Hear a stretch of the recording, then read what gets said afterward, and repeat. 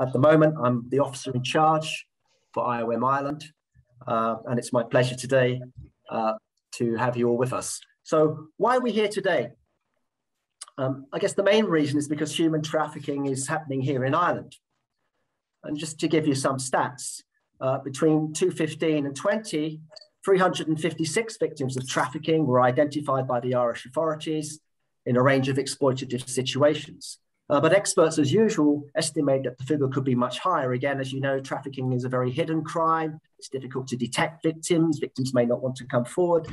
These are some of the questions that may come up through, will come up through the discussion today. And again, you'd imagine that Ireland is, as an island, it might be difficult to bring victims of trafficking in. And again, why is it such a problem? We had that case last year with the container, with the horrible case of the 39 Vietnamese. There was a very interesting and horrific documentary on BBC Two last night that highlighted that case, but it also highlighted the transnational nature of the crime, all the way from Vietnam, through Eastern Europe, through the UK, involving truck drivers from here in Ireland. So that's what this panel discussion is really about this afternoon. To discuss with experts in Ireland and in Europe about some of the common myths and misconceptions of trafficking, that it doesn't just affect developing countries and so on and so forth, and that it affects all of us in countries of in Europe and in other developed countries. Again, it's an important and transitory time for Ireland when it comes to human trafficking. For the second year running, Ireland has remained in the Tier 2 watch list of the US State Department's Trafficking in Persons report. During 2021, 2 women were found guilty and convicted of human trafficking offences for the first time, which was a milestone. A proposal for revising the national referral mechanism, which aims to make it easier for victims of trafficking to come forward and be supported, has been approved by the Irish government, and legislation is expected next year. Ireland has also appointed its first ever independent national rapporteur on the trafficking of human beings. The Irish Human Rights and Equality Commission has taken the role on this, and Dr. Nusha Yankova joins us today as head of the Anti-Human Trafficking Unit of the Irish Human Rights Commission. So a warm welcome to you, Nusha. Many civil society and NGOs are providing key services to survivors of human trafficking and are also instrumental in advocating for the necessary changes in service provision. It's an ongoing battle. Monday, the 18th of October marks EU Anti-Trafficking Day. The main purpose of this day has been to raise awareness on trafficking in human beings and increase the exchange of information, knowledge, and best practices amongst the different actors working in the field. IOM, in collaboration with this campaign, seeks to expose or alert or inform the general public to the fact that human trafficking is a crime and it's happening right here in Ireland. And again, raising awareness with the general public is important, that they understand some of the basic indicators of trafficking, and that they can alert the Gardaí or other authorities on the case, on any suspected case, I beg your pardon. Today also contributes towards the aim of raising awareness on human trafficking, and you're all part of it, of this effort, of this national effort, and having this discussion will spark more discussions and create the conversation around human trafficking much needed. So now, let me introduce you to our panel of experts. Along with Nusha, we have Daniel Redondo, who works in IOM's regional office in Brussels in the implementation of IOM's counter-trafficking activities in the EEA region. Joining us as well is JP OSullivan, who works for MECPaths, the only non-profit in Ireland raising awareness of the presence of child trafficking in Ireland. We have Mary Crilly, who is the founding member and director of the Sexual Violence Centre in Cork, and Ruth Breslin, who is a core member of the research team at SERP, the Sexual Exploitation Research Programme in the Geary Institute for Public Policy at UCD. Last but not least, our event is being moderated by Professor Dr. Siobhán Mullally, who is the director of the Irish Centre of Human Rights at the NUI Galway. She was previously the president of the Council of Europe Treaty Monitoring Body, the group of experts. the group of experts on action against trafficking, known as Greta, and in 2020, she was appointed as the United Nations Special Rapporteur on Trafficking in Persons, especially women and children. So we're very honored to have her as our chair today. Thank you, Siobhán. Just a quick housekeeping note for the discussion today. If you have any questions, we'd be grateful if you can post them in chat, and we'll have time at the end to go through them. Again, many of the questions may be addressed during the discussion today, so be patient. We're giving the discussion about an hour and say 15 minutes. We have penciled in for 2 hours to give time, but again, 2 hours on Zoom is probably far too long when we all have work to do and so on and so forth. So I wish you all a very fruitful and enjoyable discussion. Let's use this as a platform to raise awareness in Ireland, to mark the EU Anti-Trafficking Day next Monday. And on that note, I'll now like to hand over to Siobhán as our chair. So thank you very much, everybody. Thank you very much, John, and good afternoon, everyone. Thank you for joining us. It's great to have such an excellent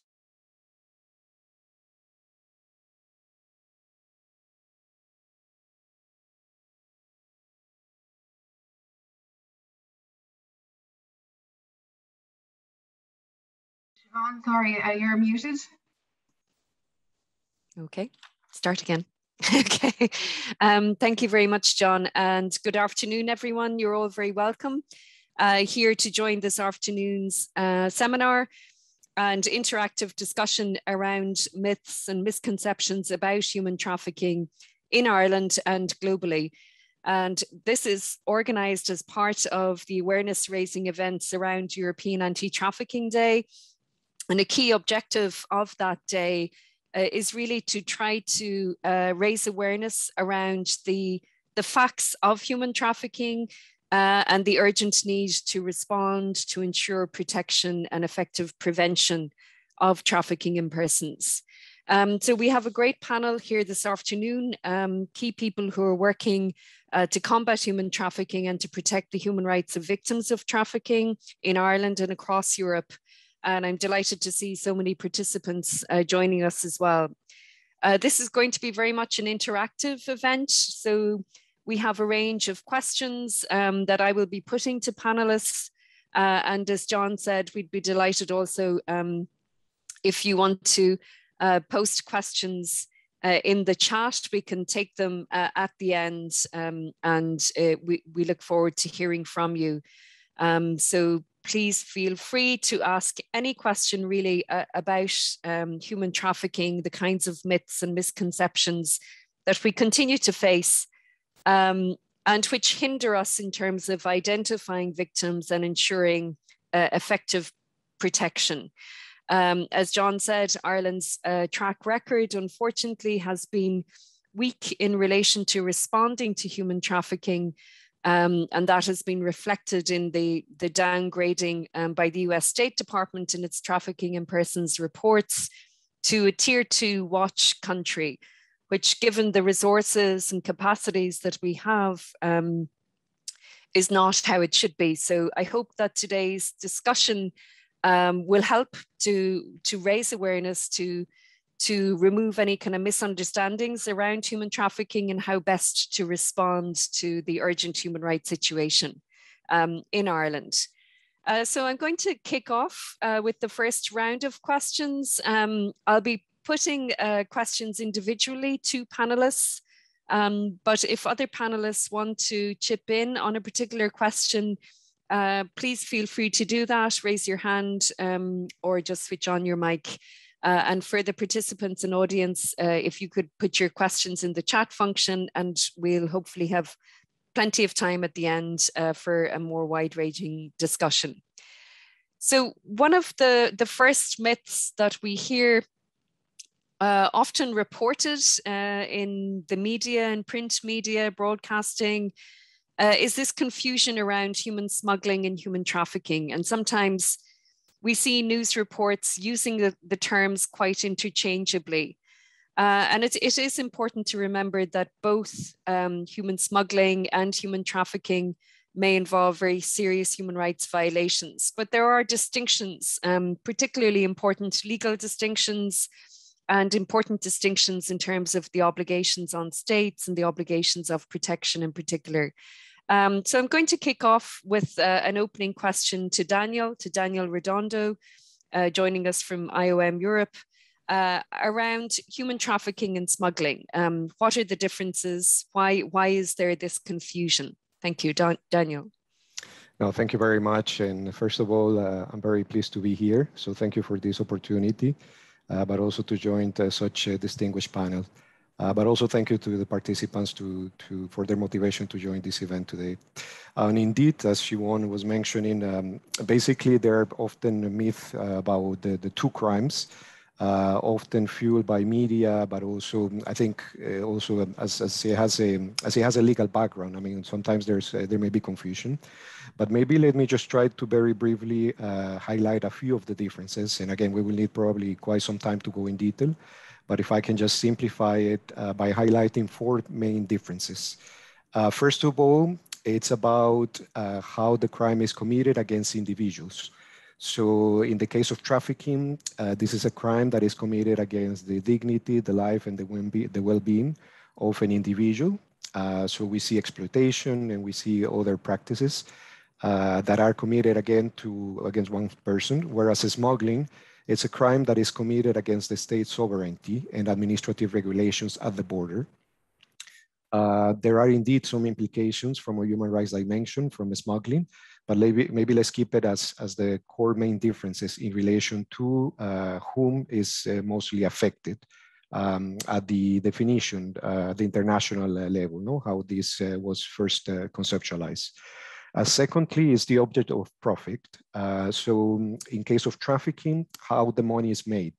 And the money is made basically by exploiting an individual. So I, as a human being, I become the commodity, the financial gain of the exploitation that is conducted by the traffickers. Whereas in the smuggling, the main financial gain is when I, as a smuggler, support the legal entry of an individual into another state. So basically there's a contract, if I can call it like that.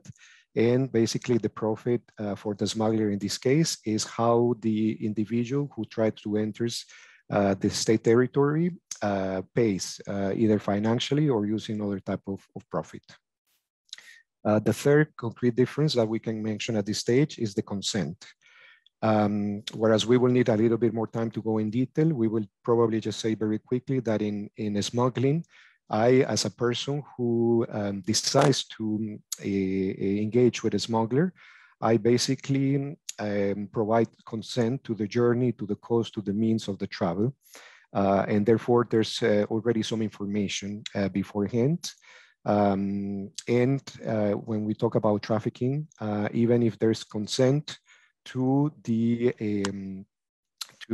whether I'm going to get engaged in a certain activity, the consent will be invalid because the means used oftentimes and most of the time by the traffickers are means of coercion, fraud, abuse of power and authority, etc. So therefore the consent, we would say, is invalid. And then the last one very quickly is about the relationships. And here we can draw slightly a distinction as well. In the case of smuggling, the relationship between the smuggler and the person who is smuggled ends as soon as there's the illegal entry into the other state. Whereas in the case of trafficking, the relationship between the trafficker and the victim remains in time. And remains in time, why? Because once again, in the case of trafficking, the human being becomes the commodity, and therefore the exploitation is to be continued in time. So these are just four key differences of the two crimes.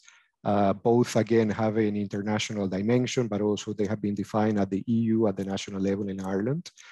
Both are crimes that are extremely profitable.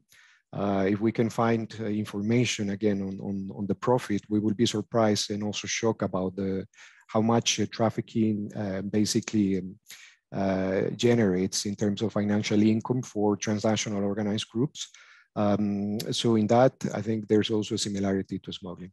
But overall, I think what we would like to make clear is that the two are different crimes.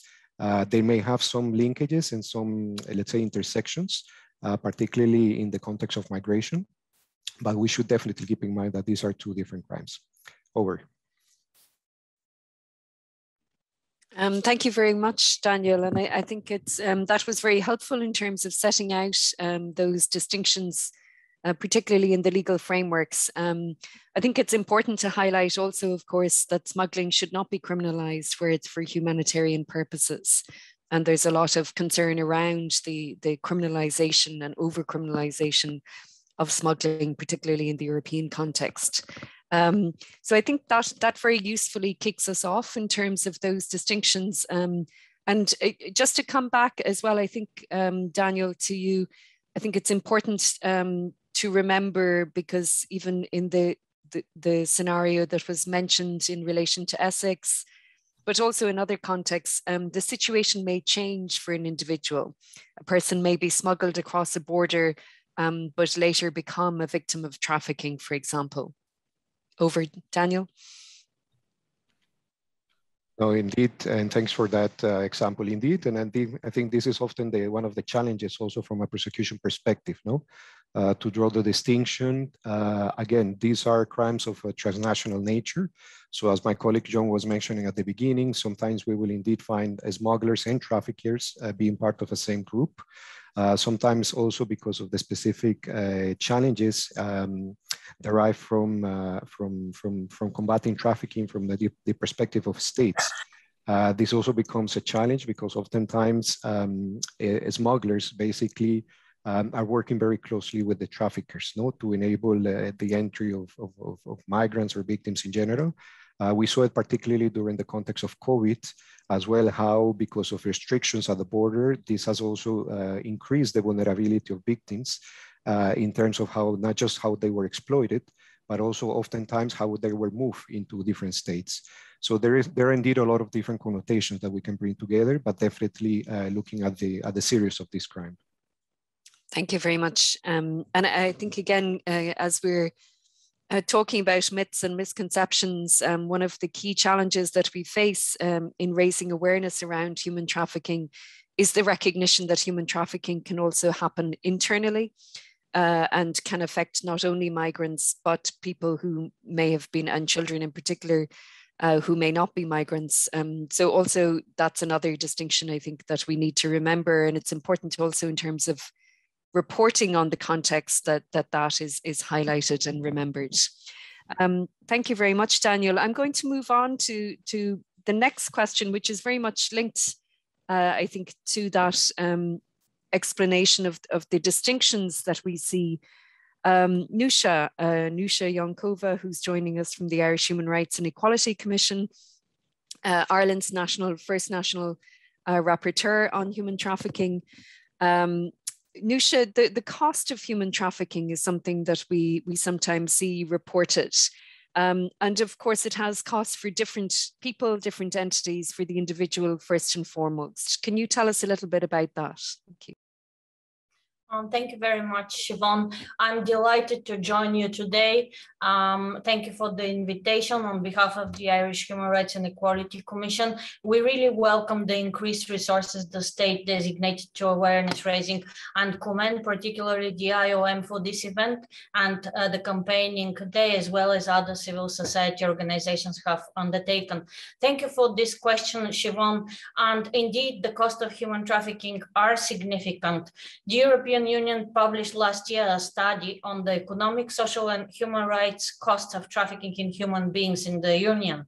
And I will present some of the starkest findings of this report, which gives this horrific cost a monitoring expression. I will be quoting some numbers, so apologies for this. The cost of trafficking per victim is estimated at €337,000 per victim over the lifetime of the victim. In total, more than €2.7 billion in the EU is the cost of human trafficking. And this is a conservative estimate based on the number of victims registered with the official authorities. There are three main types of costs taken into account: for services, for economic outputs, and loss of quality of life. There are higher costs of victims of trafficking for sexual exploitation. 364,000 euros is the cost per victim trafficked for the purposes of sexual exploitation, while 233,000 is the cost per victim trafficked for labor exploitation, less than 2/3 of that for sexual exploitation. And this disparity is largely driven by the larger cost to health associated with sexual violence. There are higher costs for female rather than male victims, on average 353,000 euro per female victim versus 287,000 for male victim. This is driven by the larger cost associated with sexual exploitation, which is disproportionately experienced by women. The explanation really lies in the profile of victims. The majority of victims of trafficking consistently have been female, women, and girls. The most widespread form of trafficking has been for sexual exploitation, with 95% of the victims being women and girls. The cost of reduced quality of life in the post-trafficking years for women is 53,000 euro, and for men is 37,000. These gender differences are driven again by the higher likelihood that women are trafficked for sexual exploitation. It is probable, the authors consider, that women trafficked for labor and other reasons experience much higher levels of sexual violence than men trafficked for these reasons. And this means this results underestimate the extent to which costs are higher in female victims of trafficking compared to male victims of trafficking. And finally, there are higher costs for child victims of trafficking rather than adult victims. 460,000 euro is the estimated cost per child victims versus 306,000 per adult. This is due to greater utilization of health services and greater loss of quality of life. 1 in 4 registered victims of trafficking in the European Union is a child trafficked into and within the European Union, and often within one member state. The consequences of violence during childhood endure for longer than the consequences of violence in adulthood. Also, the size of the effect associated with violence will be greater for children compared to adults. I would like to finish with one particular finding that would stay with me, that the effects of trafficking on victims have significant duration indeed. About 51% of the cost of trafficking in human beings occurs after the period in trafficking and in services, when these periods are over. So these are the data I wanted to share with you today, just to illustrate the significant price society and individuals are paying for the fact that human trafficking is still a great problem in the European Union, as well as in Ireland. Thank you, Nusha. And that, I think that really illustrates and highlights what, for example, the European Court of Human Rights said in the landmark judgment Rantsov in Cyprus and Russia, that human trafficking treats human beings as commodities to be bought and sold. The contemporary form of the older slave trade in terms of the impact and costs to individuals and to society in particular, as a very serious human rights violation. And moving on from that then, if I can come to Mary Crilly in Cork, the director of the Sexual Violence Centre and also founder of Cork Against Human Trafficking. A myth that continues to be prevalent is that human trafficking is not really something that happens close to home, that it's not a serious problem in Ireland, that it's something that happens far away in other places. How would you respond to that, Mary? Well, thank you, Siobhan, and thank you for having us. And it's lovely to see colleagues here from Cork Against Human Trafficking and from APT, because we all work together to kind of make a difference. And I did ask for this myth to be put in because I was thinking about what's a myth. You know, I'd say in the area I'm working in, the Sexual Violence Centre for the past 40 odd years, you'd come up with a myth, and the myth might be most people are raped by strangers. Now we can challenge that myth because we have the information, we have the research to show that they're actually raped by somebody who they know. Now I think with human trafficking, we need to take 10 steps back, because we're not even as far as it being a myth, because I think to be a myth, we'd have to believe it's happening. And I think that's exactly where we're at in Ireland, where people don't think it's a myth. They just don't think it's happening. And I think we have been very good in Ireland about hiding stuff, hiding child sexual abuse, hiding rape, hiding institutional abuse, denying the whole lot. And I think there's some amazing and phenomenal organisations in Ireland trying to work to make a difference. But I think when you see, and you know, I might sound as being very negative. I'm not being negative because I really do believe we can make a difference. But I know that the TIP report was mentioned, and for people who don't really know what the TIP report is, if I'm saying from an organisation and from a member of the public that trafficking isn't happening or isn't acknowledged anywhere, the TIP report really says, it says Ireland is failing to meet minimum international standards on combating human trafficking, creating a culture of impunity for traffickers, is one of the 2 weakest states, including Romania. The prevalence of human trafficking is likely higher than official stats, and trafficking doesn't exist in Ireland. And for somebody working in Cork, if it exists in Dublin, it certainly doesn't exist outside of Dublin as far as resources and advertising and promotions, you know, is around. So that's where we're at. But I'm really kind of coming from a very positive place where I think we can really work together to make a difference. But I think we have to go to that starting place of where it's at, not kind of that people know it's happening and then move on and do some awareness campaigns. We have to go way back to what you were saying, you know, about slavery. It is modern day slavery. And I know, you know, it was welcomed there in the speaker earlier on about the 2 women who were convicted of trafficking. And what about the men who went in and bought them? That's the first thing I said when I saw that report. So we need to kind of look at every aspect of slavery and trafficking and really explain to people that trafficking is about modern day slavery. Thank you very much, Mary. And in terms of taking those steps back and coming from a positive starting point, if you like, as you said, that we can do more to break down that myth. What do you think we need to be doing now to address that? This, obviously, today's webinar and event is intended to contribute to that. What other suggestions would you have? I think people feel very helpless. I mean, I think people are on here, there's something like 97 people watching, and they're here because they want to make a difference. And sometimes they don't know what to do. So it's a matter of giving everybody something to do, like even with the Cork Against Human Trafficking, which is in itself a challenge to keep going. It's an amalgamation of voluntary and statutory sectors. It's about working with organizations, say like the rape crisis sector or domestic violence sector, telling them not to be afraid of it, because there is a belief that you couldn't possibly work with somebody in trafficking because of the trauma they went through.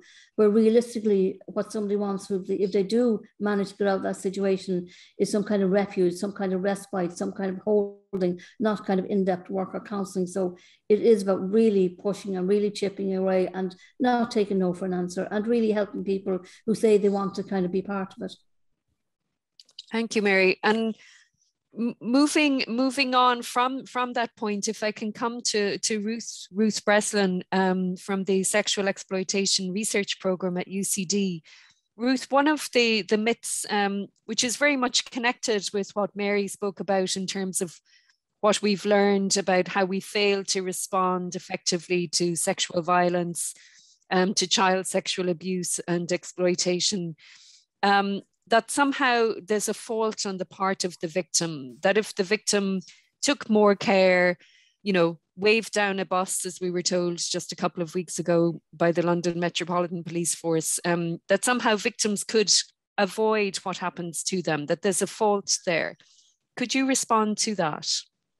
Certainly. Thank you, Siobhán, and thank you to the IM for having me. It's great to be here, and it's great to see this important awareness raising work continuing. I think it's so important when it comes to this issue in particular. So the focus of my work in SERP is on sexual exploitation and the trafficking of women and girls, particularly for that purpose. So my remarks are made mostly in that context. But when we look across all the pieces of research that we've done on the Irish sex trade, we can see that the majority of migrant women who are trafficked into this trade are, of course, escaping very difficult circumstances in their home country. That might be conflict, some kind of economic crisis. And across all of the cases that we look at, it's very often the case that women are trying to escape severe poverty. And many of them are young women. And I suppose when these women share their experiences with me, that really what they say is what motivated them. And they talk about what motivated them to leave their opportunity, their home country when the opportunity arose. And really, it's very simply that they had hopes and dreams for a better life. And they truly believed that this better life would be found in Western Europe, including obviously Ireland. So of course they jumped at the chance of an opportunity when they were offered to travel and to work in this part of the world. But of course that's not unique to trafficked women. This is the same for young people the world over. They have dreams of travel, of adventure, of improving their life circumstances. So not all the women who end up trafficked into the sex trade in Ireland necessarily came to Ireland with detailed plans or had everything worked out about what was going to be happening to them once they arrived here. Sometimes they just have taken a chance, as lots of young people do in life. They take a chance when opportunity arises, but they come with a lot of hope and they're hoping that everything will work out for the best. Unfortunately, for many women, what they find is that they've been deceived by whoever arranged for them to be here. They've been deceived essentially by traffickers. This might be somebody that they called an auntie or a so-called friend, or sometimes it's even just a Facebook friend, because we are seeing in our research that women are increasingly being groomed and coerced into prostitution in the online space and via social media platforms. This is where the recruitment is occurring. So they arrive in Ireland and their promised job in a hairdresser or minding children or attending English classes never materialises. And very, very quickly, they find themselves installed in a brothel in a country they don't know, perhaps with a language they don't speak, and really with nowhere to turn. So it's really important to note in this context, when we talk about trafficking for all purposes, including for the purpose of sexual exploitation, that deception is one of the most common methods used in the act of human trafficking. The promise of something better, the promise that women can come and improve their lives, but in fact, that's not what is lying in wait for them. And it is true that unfortunately, when many women realize they've been deceived, they blame themselves, despite the fact that clear deception and exploitation has occurred. So they do ask themselves and others and their support providers, if they get as far as reaching support, they ask, why was I so naive? Why was I so stupid to trust this person, to believe them?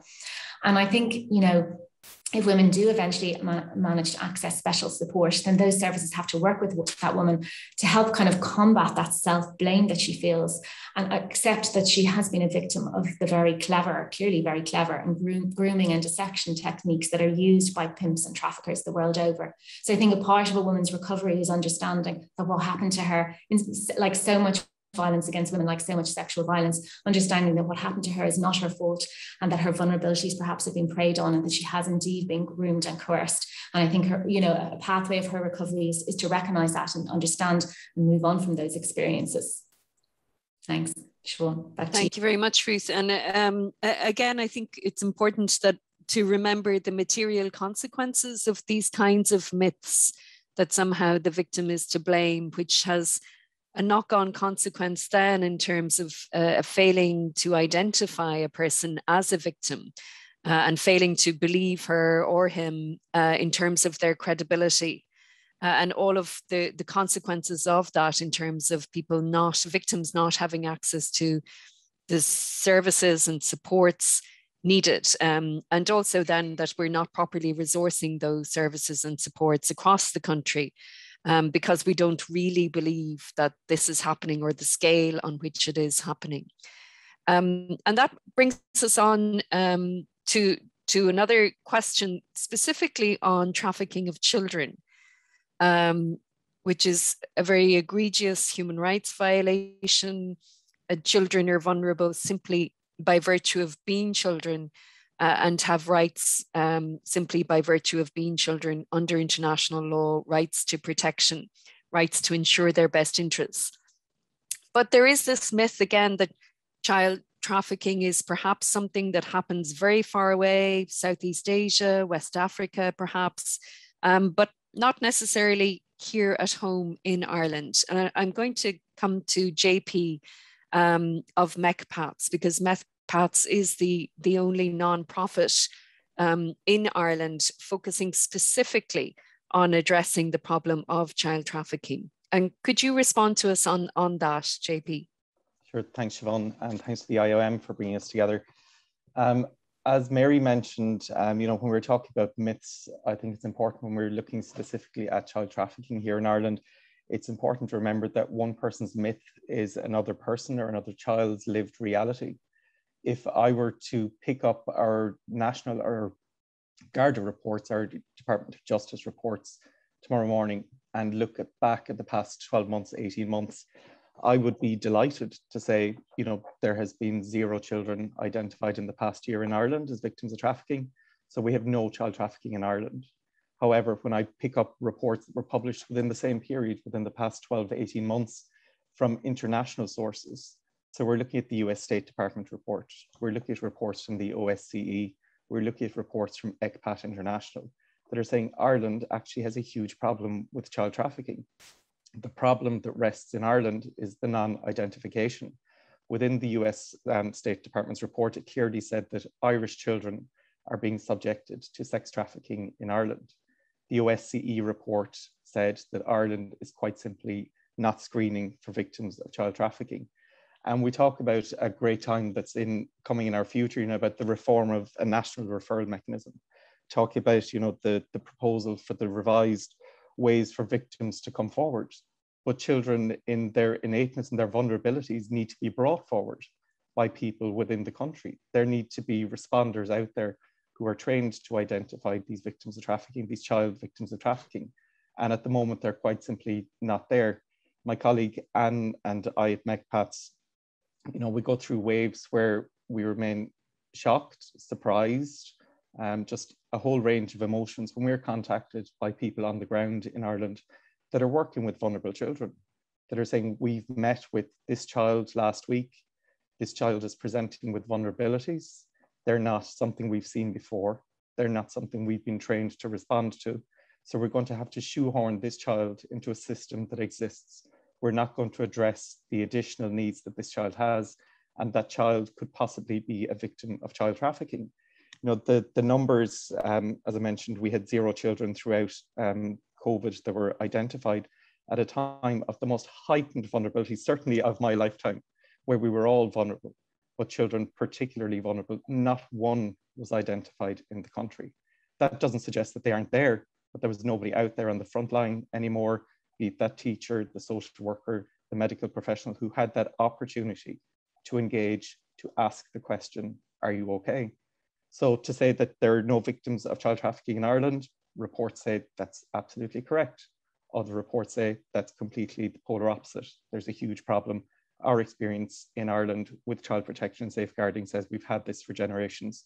We just need to formulate an active response, and a response that meets the needs of both Irish children and children brought in trafficked from overseas. Thanks, Siobhan. Thank you very much, JP. And given the Ireland's history of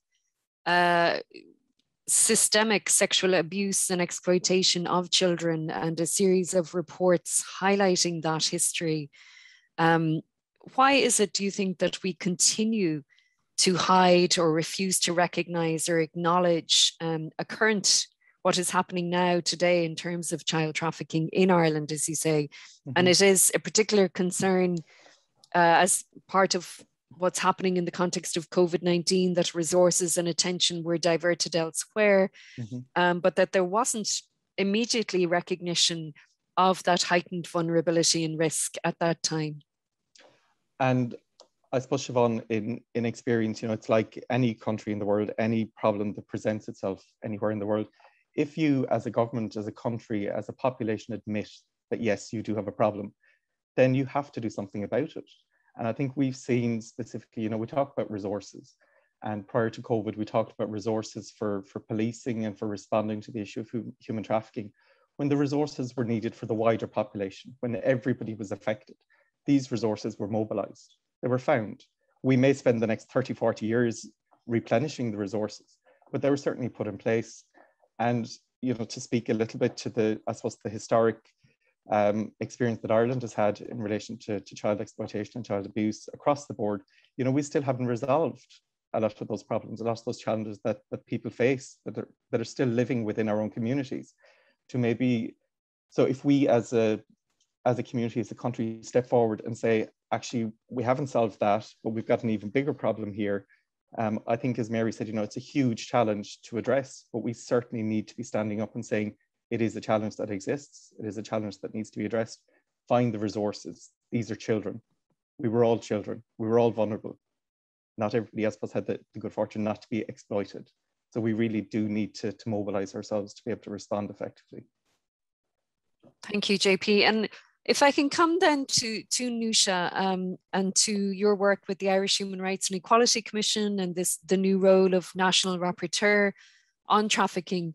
In terms of myths then around different forms of exploitation, could you tell us about the range of forms of exploitation that we see in relation to trafficking in persons? Yes, indeed, Siobhan, that's a common misconception that trafficking only refers to trafficking of women for prostitution or trafficking for labor exploitation. Well, indeed, sexual exploitation and trafficking for forced labor are most frequently encountered and easily recognizable by now forms of exploitation of human trafficking. There are other kinds of exploitation.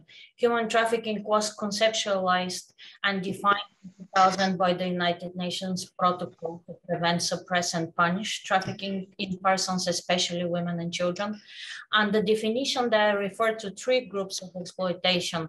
In the first place, exploitation of the prostitution of others and other forms of sexual exploitation. In the second place, forced labor or services, slavery or practices similar to slavery, servitude, and in the third place, the removal of organs. More recently, in 2011, the European Union Directive on Preventing and Combating Trafficking in Human Beings and Protecting its Victims developed further the understanding of exploitation by clearly adding trafficking for forced begging to the forms of labor exploitation. It also defined trafficking for the purposes of criminal activities, which is the third most prominent form of human trafficking crime in Ireland. The directive says the expression exploitation of criminal activities should be understood as the exploitation of a person to commit inter alia, pickpocketing, shoplifting, drug trafficking, other similar activities which are subject to penalties and imply financial gain. The European Union Directive opened the definitions to other diverse forms of exploitation, referring in its recitals to other behavior, such as illegal adoption or forced marriage, insofar as they fulfill the constitutive elements of trafficking in human beings. As we can see, there is a notable scope in the forms of exploitation that are linked to the sexual and reproductive function of women, particularly women of migrant background.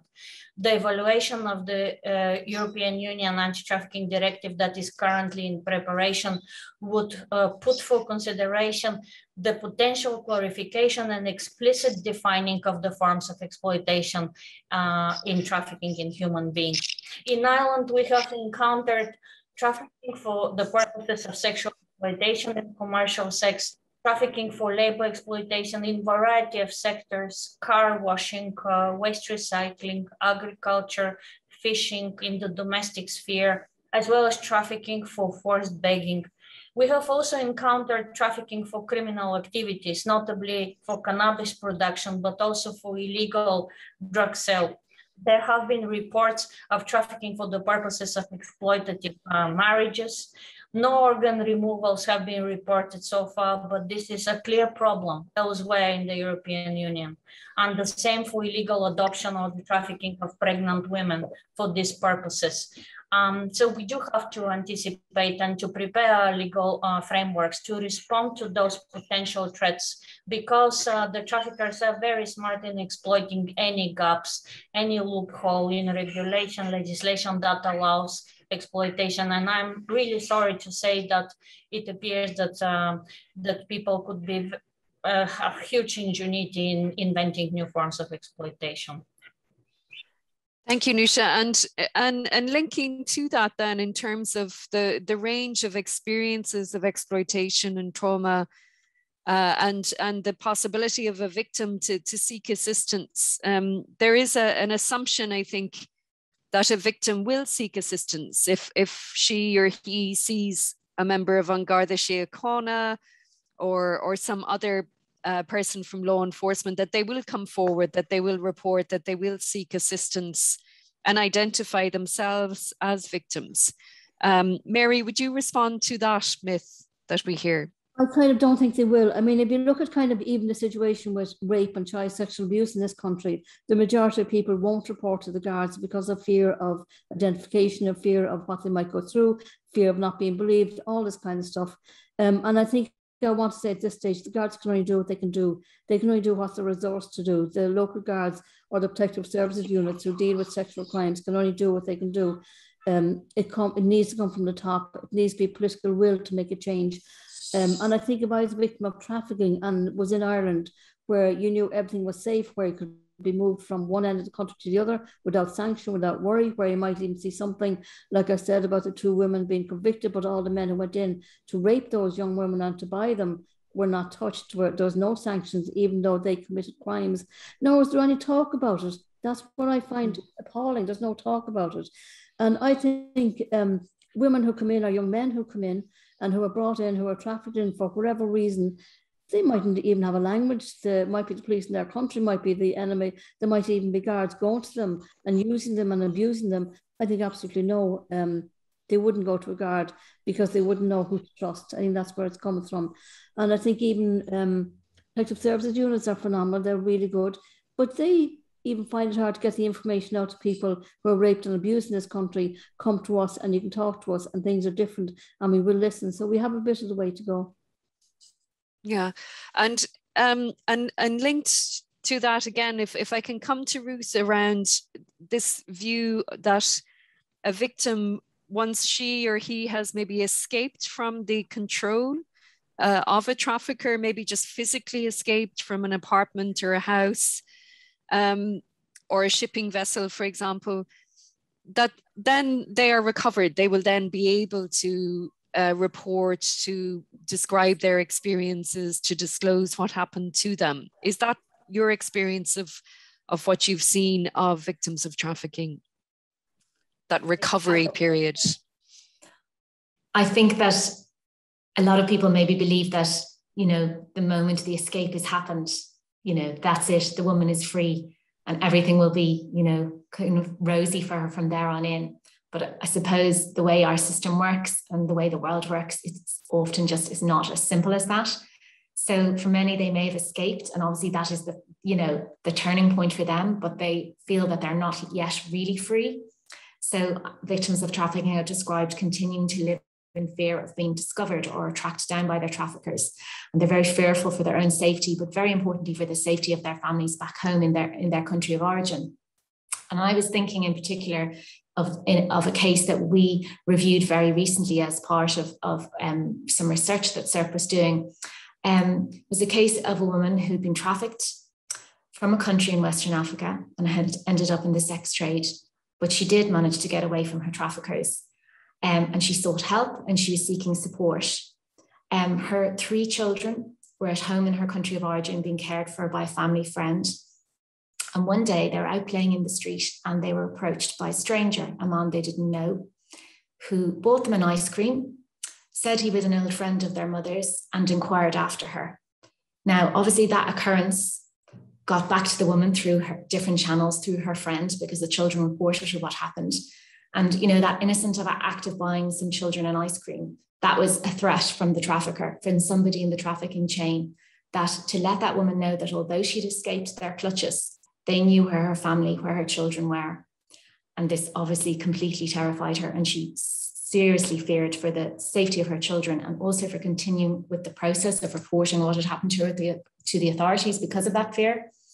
There are other fears that victims face, including returning home, because perhaps the same risks, the same coercion, the same recruitment, the same grooming that occurred in her country of origin, you know, can happen again. The same perpetrators may still be there. So the risk of re-trafficking is a real risk. And others fear the often, unfortunately, arduous process of being recognised by the Irish state, officially recognised as a victim of trafficking. So some, for that reason, decide to stay under the radar. But of course, that means making access to support for them much more difficult. And I think, you know, all the speakers here have picked up on this. You know, Mary has highlighted the sexual violence that's part of the trafficking and sexual exploitation experience. JP has highlighted the way traffickers prey on vulnerabilities, including the vulnerabilities of children. And, you know, Nusha has very starkly highlighted those horrific lifetime costs. And I think central to all of that really is trauma. Like, we cannot underestimate the levels of trauma experienced as a result of exploitation. And these are extremely significant.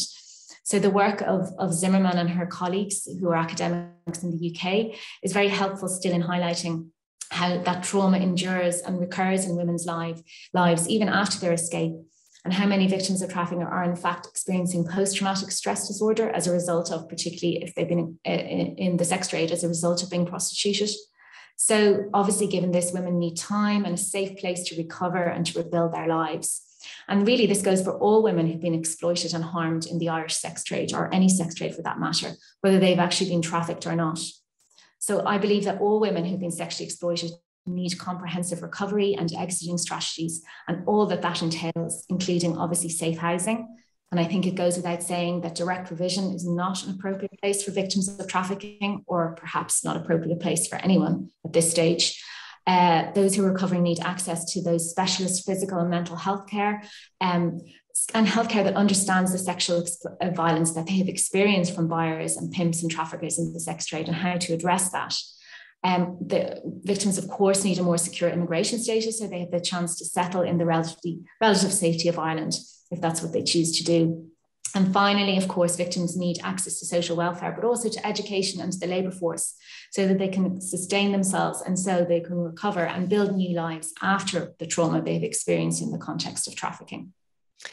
Thank you, Ruth. And yes, I think it's important to remember that we are still at the point in Ireland where victims of trafficking are accommodated in direct provision, albeit there is a commitment to ending that and to ending direct provision more broadly. But it has taken so long to get to that point, despite evidence and examples from many other countries of similar size and resources of how to put in place better supports, services and accommodation in particular for victims of trafficking.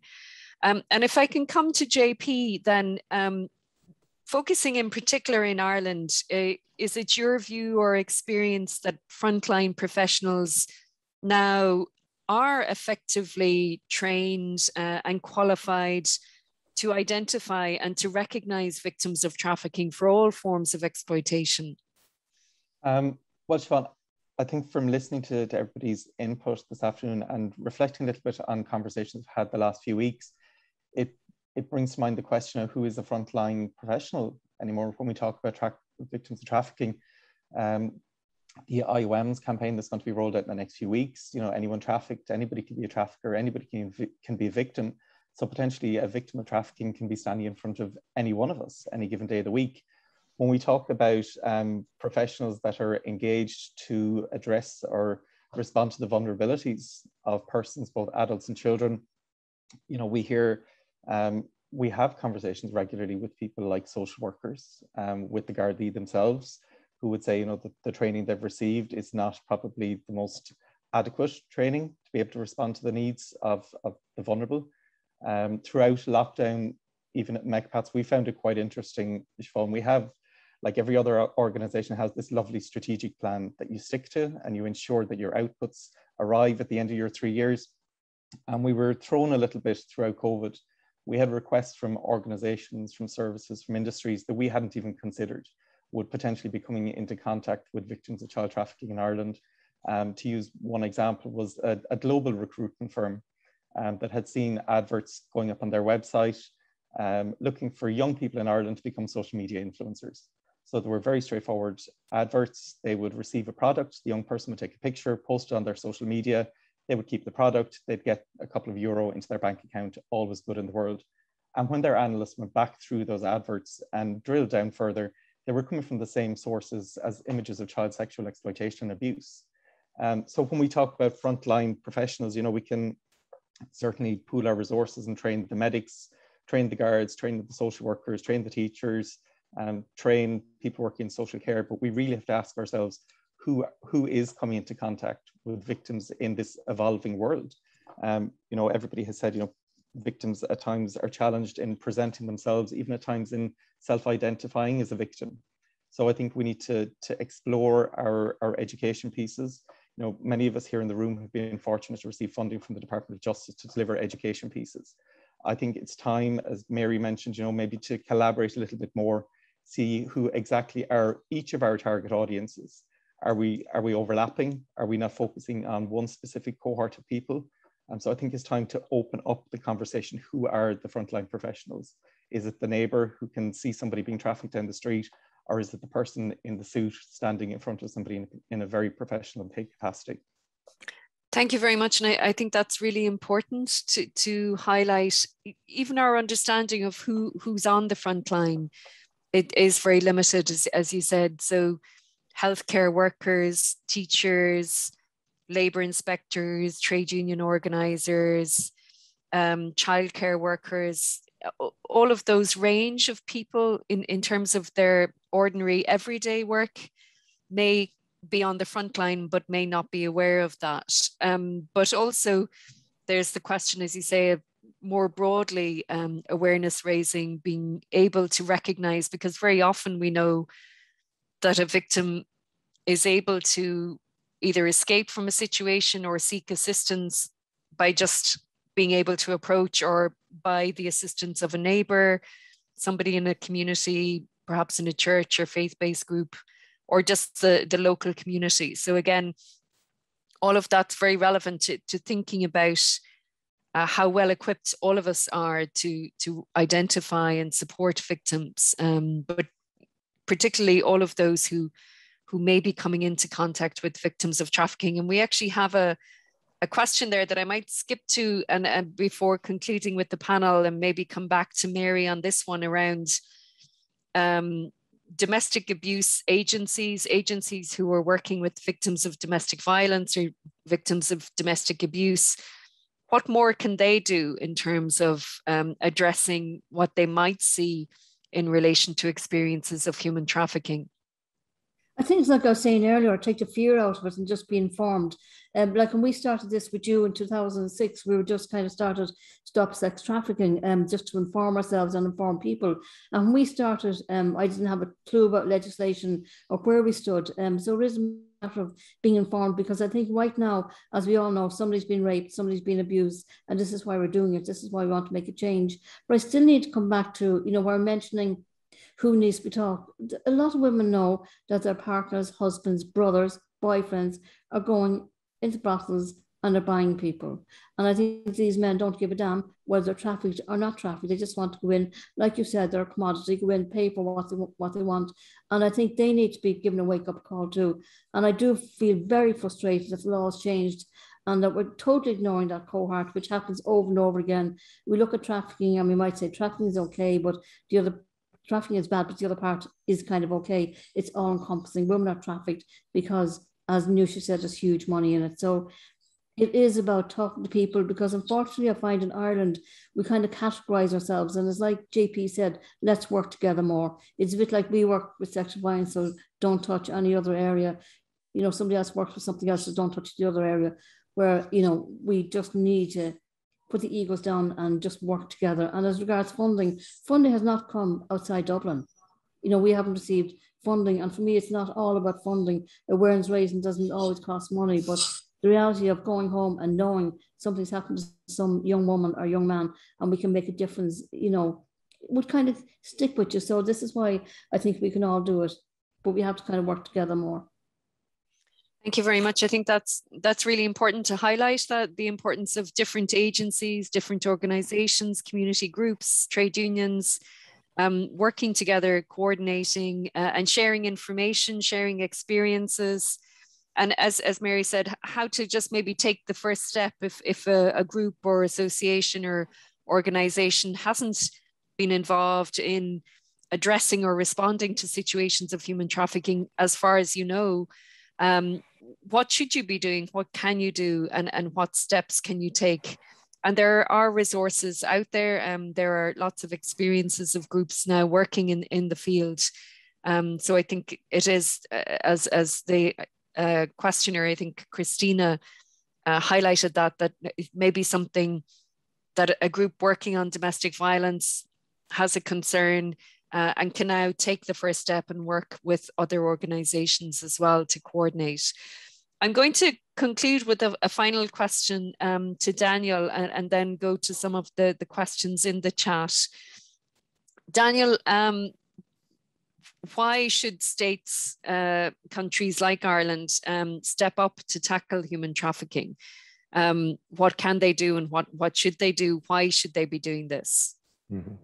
Well, thank you. Yes, indeed. And just listening to the various challenges that have been mentioned, I think it's I think it's good to remind ourselves that, of course, we're looking into a crime with a human rights dimension. And therefore, we should not forget that states are duty bearers in this regard. So therefore, the responsibility is to make sure that nobody is subjected to the practices that we have heard that attempt to the dignity, the well-being of human beings, particularly to the standards, the highest attainable standards of living that we all deserve. Nusha has mentioned the more specific dimension from a financial perspective, but also in terms of the cost for individuals in general, with the study of the EU Commission. We can, of course, mention as well the psychosocial impact to women, men, and all human beings that are involved. I think in my experience working with victims, it is very unfortunate, and I think anyone who has worked with victims, it is extremely unfortunate to listen to their stories and see how many lives have been destroyed. I have worked with victims that have been trafficked at a very early stage in their lives, even when they were child, to victims who have been trafficked for 10 or 15 years. And then when we speak to them, the psychosocial impact, how they have lost completely trust in everybody, it's very, very unfortunate. So this is why I think also from a human dimension, we should really emphasize the fact that states should tackle this crime. We are, of course, listening as well the complexity of the crime, and we know that as well that cooperation is needed, as it was just mentioned. This is why it's important to I think, a few points here. We have now 21 years since the adoption of the Palermo Protocol. So I think there are already quite a number of lessons learned. I think we can learn from what has worked, what has not worked, and what can be adjusted. And I think, again, we still see quite a number of challenges from either policy point of view or legislative point of view. But I think the challenges are not unique to countries. So this is why I think exchanging and continuing cooperation, understanding roots. I mean, we talked about how trafficking networks tend to be very innovative, unfortunately. They can overcome challenges. We saw it during COVID, the COVID restrictions at the borders, how even this didn't really stop trafficking to continue. So this is why, again, transnational cooperation is very much needed. Understanding stigma as well, the stigma that victims face is extremely important. I think for IOM, one of the biggest lessons, and we continue to learn on this, is that in addition to direct assistance, we also need to work with communities. We need to work with the victim social environment. We need to understand how the stigma may also have an impact in terms of either reintegration, either how they may be able to access authorities in general. We have victims, for example, that they acknowledge and they understand that they are victims, but they don't want to come forward precisely because of the stigma they might face. And this is, I think, just one of the many different challenges that I can mention. Two more points very briefly. I think the cross-cultural dimension is extremely important. And this is really linked to making sure that the services are adapted to the victims. Oftentimes we see that the services and the protection exist in practice, but then when it comes to the access, overcoming language barriers, cross-cultural dimensions tend to be one of the biggest challenges. So it's not that the services or the protection options do not exist, it's just how they are adapted to the victims. And just very quickly, as it was also mentioned by Ruth, I think understanding trauma. And understanding trauma to also, I would say, demystify a number of elements. We have to understand as well the impact of trauma, not just from a brain perspective, that sometimes victims may need some time to really come to certain terms about what they have experienced. And this has a direct impact to a number of elements, from how and whether they will access the prosecution or criminal justice, and they will be part of it, how the criminal justice systems are adapted to their needs as well, looking at them at the center, and also making sure that they're protected, but also that the systems are adapted so that they also are not faced with the re-victimization, which is another challenge that they, in general, we have seen with different states, that re-victimization becomes also an area that we need to tackle altogether. And I think last, we all have a responsibility to this as individuals. I mean, just to mention one concrete example, buying responsibly, making sure that we are also held accountable, the private sector, and also work with with supply chains in terms of also their involvement, because oftentimes we also still see how corporate responsibility is extremely important. So I think there are also even other steps that we can also take as individuals, and not necessarily always think that, well, in addition to what we have already mentioned, that states are responsible, but we are also able to contribute. So I think there's just, of course, a few reflections. We can go in detail, but I think, again, there's a lot that the states can do, and again, in partnership with others.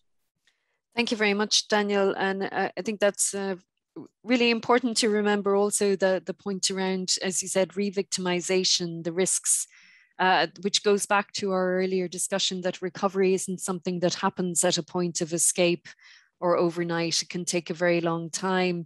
And there are very real risks of reprisal, but also of re-victimization happening again, where sufficient supports and resources are not put in place, where we don't have timely identification and long-term assistance and protection of victims. And that can happen. Re-victimization doesn't have to happen only on return to a country of origin, but it can happen within Europe and within Ireland as well.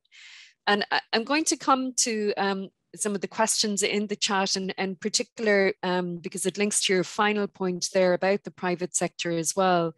Michael's question around, Michael is from the International Transport Federation, and the question here around the context of the fisheries and the response of the Department of Justice, the kind of refusal that we've seen, which is not unique to Ireland, but we've seen it here in recent years, not recognizing a context of trafficking in the fisheries sector.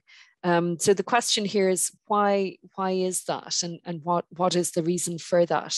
Michael, if you want to turn on your mic, perhaps you could comment. Thanks. Yeah, thanks very much, Siobhan. I wasn't expecting to be brought in, but yeah, the question kind of speaks for itself, that my predecessor, Ken Fleming, who some of you may know, who did pioneering work in the ITF in Ireland in terms of identifying that fisheries was a site of human trafficking.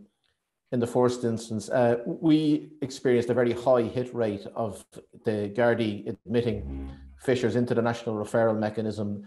And ironically, of the 32 initial referrals, 24 were actually people that were legally enrolled in the atypical scheme, the permit scheme for fishers. And it was precisely trafficking by deception that the vessel owners obtained permission from the Department of Justice to bring guys in from Egypt or Ghana or the Philippines, ostensibly on 39-hour week, minimum wage, not very good, but actually in practice, once they were out at sea, sometimes put living on the vessels, they were working 100-hour weeks and all the rest of it. But what we found is that there were a number of investigations and the DPP never prosecuted. And we found it difficult actually thereafter to get admissions more recently. But then the press statement which I referred to, they were adamant that fishing is not a site for human trafficking. And they said that solely on the basis of investigations that had taken place and the DPP refusing to prosecute. Yet up until the successful prosecution of the people, that the sex traffickers a few months back, the same logic could have applied on the Department of Justice part to all sectors, that, why single out fisheries? They could have said the same, that up till a few months ago, sex work, or even to this day, agricultural work and so on, are not sites of human trafficking purely because there hasn't been conviction. So but my own theory about it is that it's because the perpetrators are Irish, and because the fishing vessel owners are kind of, they have their own issues that are getting a sympathetic airing in official society in terms of quota cuts and the economic pressures they're under, that I just don't think that the political establishment can deal with the reality that some of these individuals, many of whom actually are in the media quite as spokespersons for the sector, are guilty of this. I think that's my own theory behind it. But maybe as well, the victims don't fit the typical profile of what a victim of trafficking is. So, but I'd be interested if people have other perspectives, because it's really theories. That is all we have at the moment about why they really single us out, or the sector that we represent. Thanks, Siobhan, for bringing me in. Thank you very much. And I think there are concerns not limited to Ireland, but more globally also, that there's under recognition of labour exploitation, that it's not identified as such, and economic vulnerability is not recognised.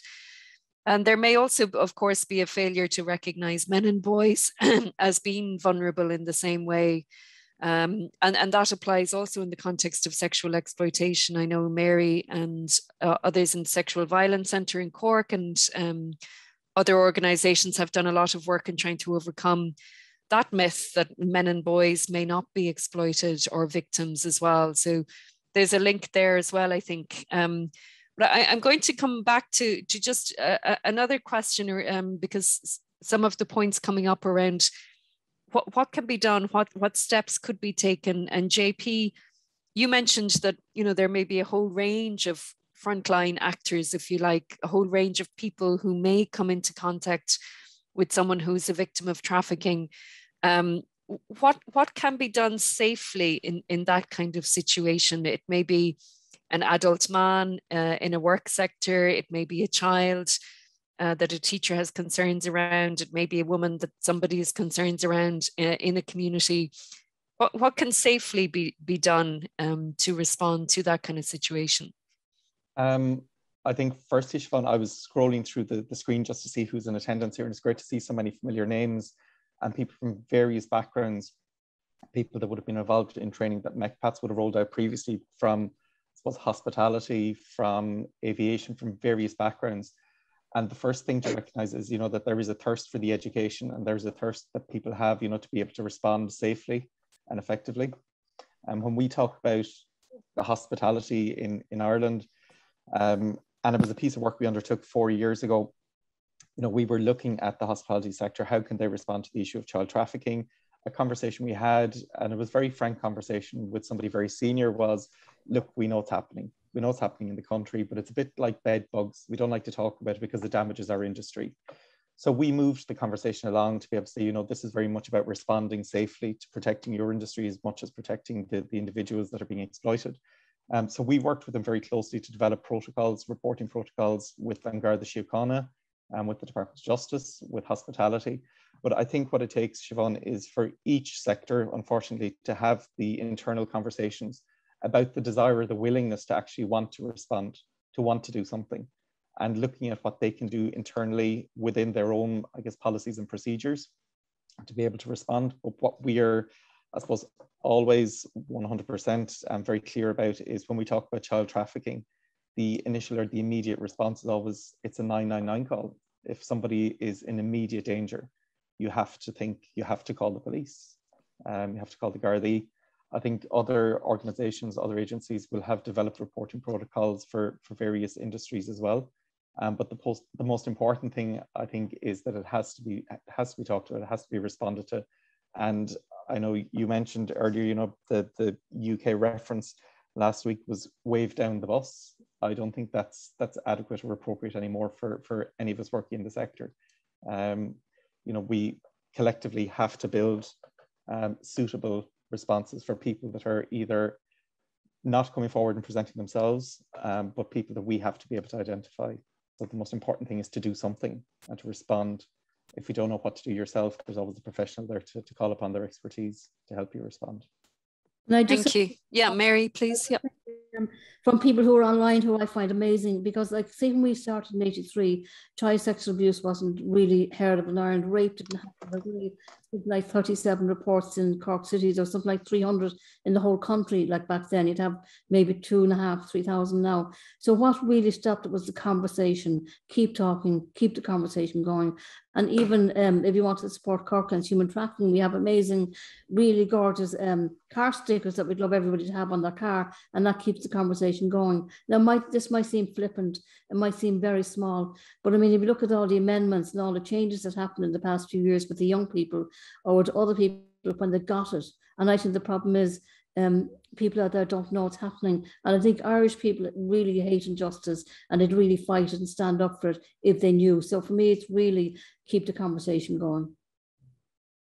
Thanks very much, Mary. And I can see a comment there in the chat also about engaging schools and children and young people as well, in terms of raising awareness, training teachers as well to identify risk. But also, I think building on the kind of work that you, Mary, and others are doing around working with schools, engaging children and young people to advocate is hugely important.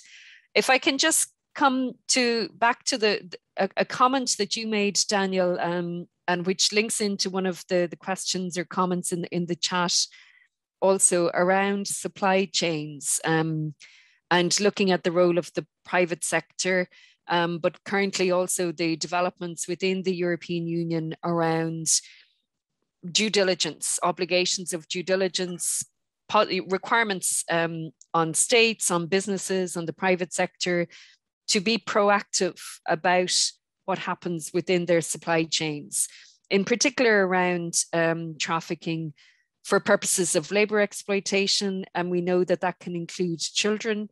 We also know that those forms of exploitation often have gender dimensions and may be linked with sexual exploitation also.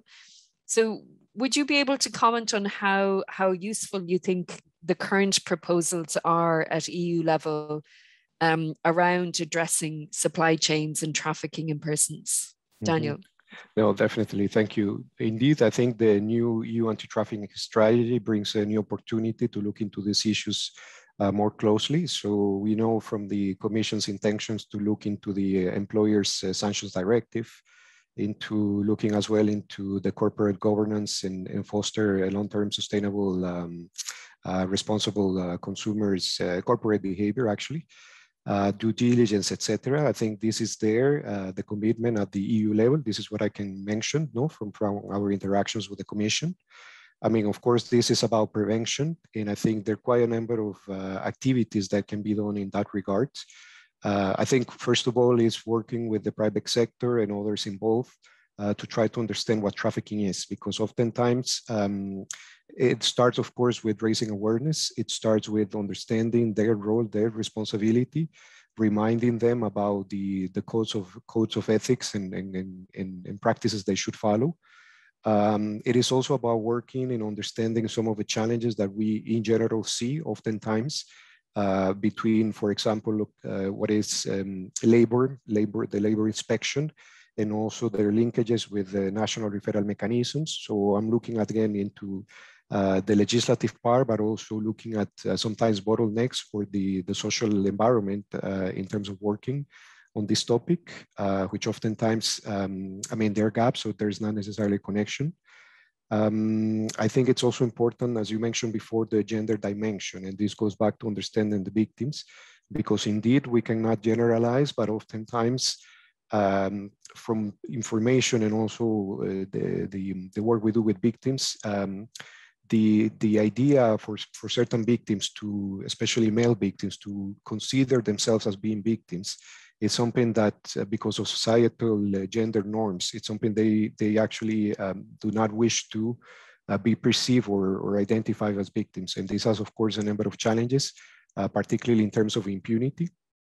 Oftentimes, especially when this crime is committed and migrants are involved, of course, we need to understand the other dimension. And again, I go back to the environment of how specific permits and specific, let's say, administrative conditions would actually allow employers to take advantage of exploitation of migrants, either because the permits are attached to the individual, and therefore it involves certain limitations as to the freedom also of mobility, and also how they would be able to really access any complaint mechanisms.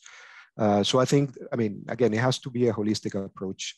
And maybe last point, I think, of course, for many states, the way we understand it and we see it is that this is an area that perhaps has taken a little bit more of a relevance over the past few years. And I'm talking about combating labor exploitation, because I think in general terms, most of the trafficking work has started primarily in the field of sexual exploitation. So with this, I mean to say that there's still, of course, a lot to do, a lot to share, to learn, to grow, but particularly, again, not just in legislation, but working closely with the private sector. And one point, of course, involving others, such as trade unions, and also in terms of raising awareness with migrants and others that need to understand trafficking and also how they can access protection services. Thank you very much, Daniel. And again, I guess just to repeat a concern that we sometimes hear as well, victims of trafficking may be migrants, but they're not always migrants as well. It's important, and Ireland is not the only country where we see this, a failure to recognise internal trafficking happening at home with people who may be Irish nationals, permanent residents, but are not necessarily migrants either, and recognising the range of forms of exploitation. I'm going to bring the seminar to an end, and I'm going to come back to each one of our panelists maybe for a final comment. And just if you want to have a minute to think, I just have a very quick question perhaps for Nusha in terms of from the chat there around the importance of early legal assistance and how are we documenting how many victims of trafficking, who's identified, what is the process, all of that. So just given IREC, the Irish Human Rights and Equality Commission's role as National Rapporteur, just a very quick piece of information on that before we wrap up and conclude. Thank you, Nusha.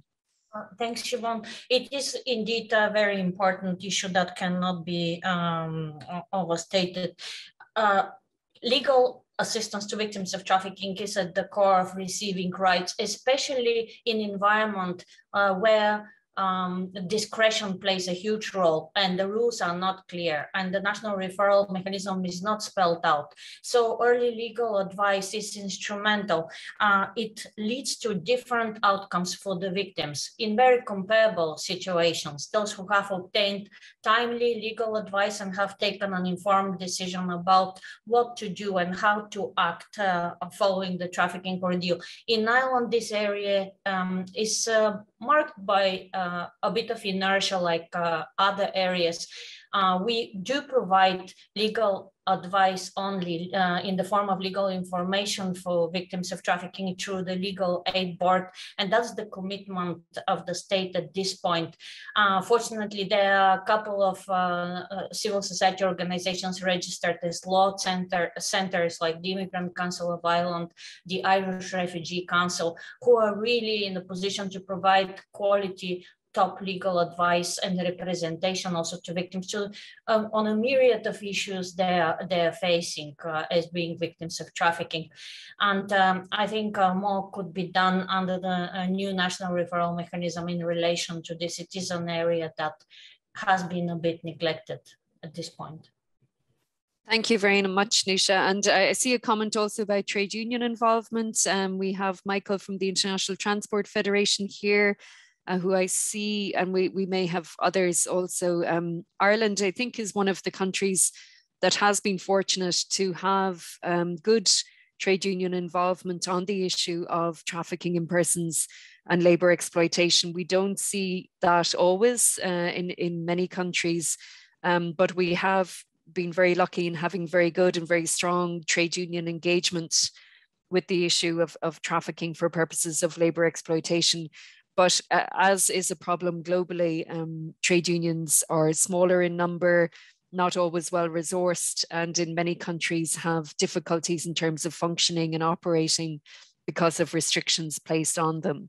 But certainly I think we've been lucky in Ireland in that trade unions have engaged with issues around human trafficking. So I'm going to come back to the panel for any, just a very quick concluding comment, 1 minute each, and I'll go in reverse order of how we started. So Ruth, would you like to comment? Thanks, Siobhan. I'll just finish on something that in many ways is quite simple, which is that in the context of sexual exploitation, the sex trade exists because of demand, the demand from sex buyers to purchase sexual access to women and girls' bodies. If we try our best and use our best efforts to tackle that demand effectively, we can shrink the trade. And in shrinking the trade, therefore, in turn, we shrink the number of vulnerable women and girls who are drawn into it and who are trafficked into it. We have legislation to do this in place already. The sex buyer is now criminalised. We just need to see it much more strongly and effectively implemented. If we want to reduce trafficking, if we want to reduce exploitation, we really need to look at what fuels this trade, this market in the first instance. Thanks, Siobhan. Thank you, Ruth. And JP, a final comment? Sure, thanks, Siobhan. For me, really, it's resting around collaboration. Collaboration doesn't have to mean the sharing of financial resources for organizations, but really should rest in formulating collaborative and robust responses to meet the needs of those we've been discussing this afternoon, victims of human trafficking, victims of child trafficking, to help realize the right to freedom. Thanks, Siobhan. Thank you, JP. And Nusha, can I come to you? My phone.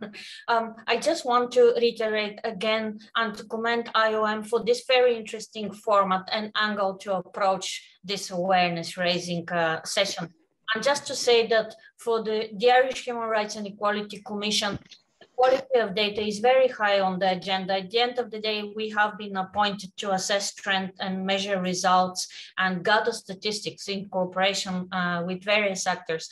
And we will be in touch with many of those who are present today. And we're looking forward to establishing a good system of data collection so that we have credible and reliable baselines for assessing our efforts. Thank you, Nusha. Thank you. And I'm sure that will be a really important resource for all of the groups and organizations and people here. And also, of course, for victims and survivors as well to seek assistance. Thank you. Mary. And I start off by saying you've been brilliant and you played a blinder, Siobhan. Right.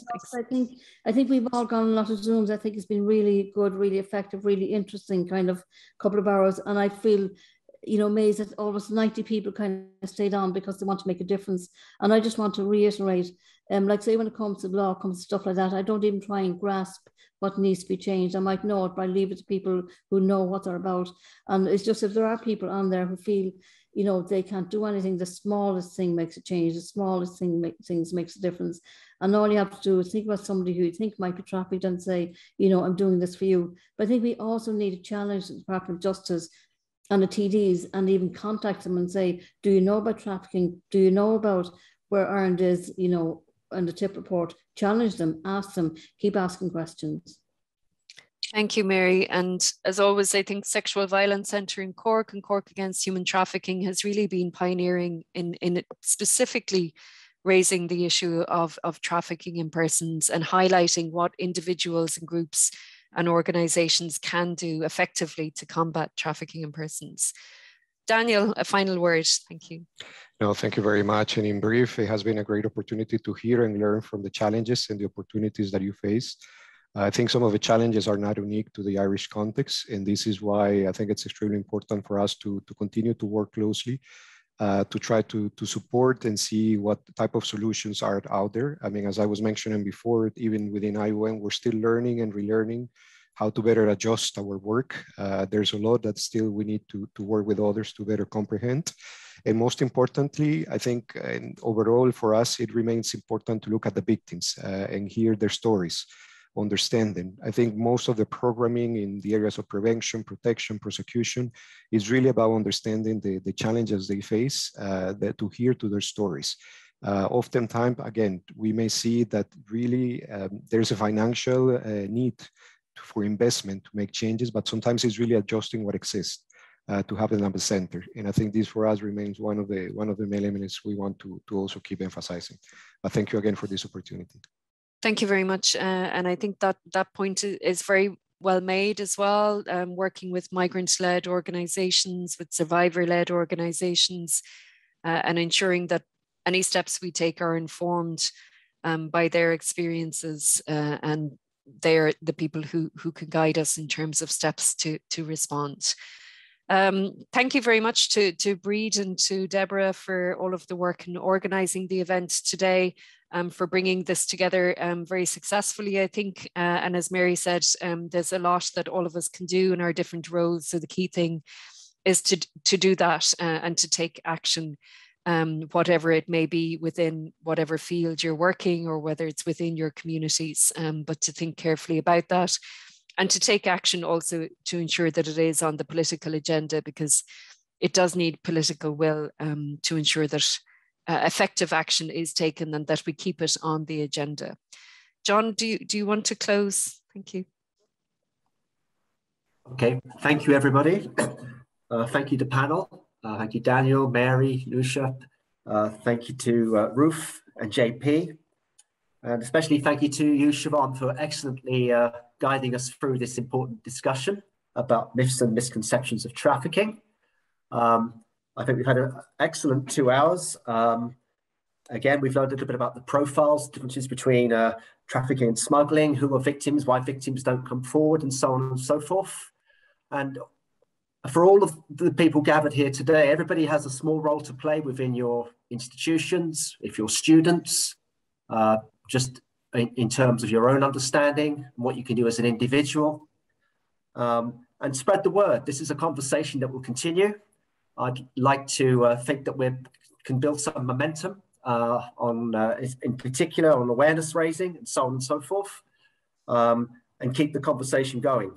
So on that note, a sincere thank you again to everybody, to our chair. I'd like to thank the panel again. I'd like to thank IOM Ireland team, in particular Bridge and Deborah again, for putting this together. I've just been invited along to open and close a little bit. It's been an absolute pleasure. Keep the good work going. You can contact us at IOM if you have any other follow-up questions. We're very happy to answer your questions.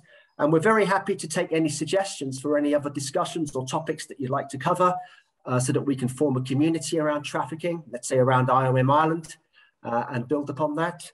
And again, keep the ball rolling.